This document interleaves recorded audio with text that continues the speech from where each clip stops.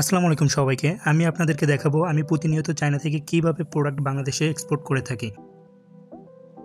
চলুন আপনাদেরকে পুরো প্রসেসটা দেখাই।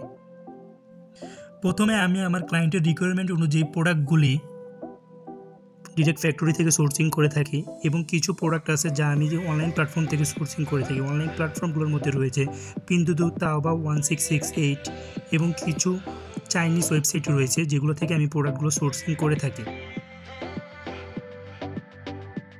সো আজকে আমি একটি প্রোডাক্টের শিপমেন্ট করছি যা কিনা আমি এই মুহূর্তে কুরিয়ার করছি। সো কুরিয়ারের প্রসেসটা আমি আপনাদেরকে দেখাচ্ছি যে কীভাবে আমি প্রোডাক্টগুলো কুরিয়ার করে থাকি। তো আজকে প্রায় আমার অলমোস্ট 80 থেকে 90 কেজির মতো প্রোডাক্ট কুরিয়ার করা হচ্ছে, যেটা কিনা আমি চায়নার একটি জনপ্রিয় কুরিয়ার মাধ্যম সাউনিও, সেটা থেকে আমি প্রোডাক্টগুলো কুরিয়ার করে দিচ্ছি। এই প্রোডাক্টগুলো বাই ইয়ারে বাংলাদেশে শিপমেন্ট হয়ে যাবে আগামী সপ্তাহের ভিতরে। প্রোডাক্ট কুরিয়ারের ক্ষেত্রে একটি গুরুত্বপূর্ণ বিষয় সেটা হচ্ছে আমার হাতে যেটা দেখতেছেন আপনারা সবাই, এটা হচ্ছে ট্র্যাকিং নাম্বার। এই জিনিসটা খুবই গুরুত্বপূর্ণ। আমরা যারা চায়নার বিভিন্ন প্রান্ত থেকে প্রোডাক্ট পাঠিয়ে থাকি তারা একটা জিনিস ইনশিওর করতে ভুলে যায়, সেটা হচ্ছে ট্র্যাকিং নাম্বার।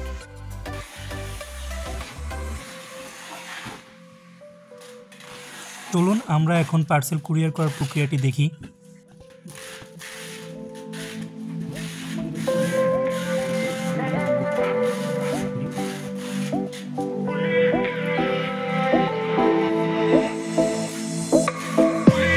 আপনারা যারা চায়না থেকে বাংলাদেশে প্রোডাক্ট নিয়ে বিজনেস করার প্ল্যান করতেছেন তারা আমার সাথে যোগাযোগ করতে পারেন। যতটুকু পারি চেষ্টা করব 100% বেস্ট সার্ভিসটা আপনাদেরকে প্রোভাইড করার জন্য। তাদের সবাইকে আন্তরিকভাবে ধন্যবাদ জানাচ্ছি।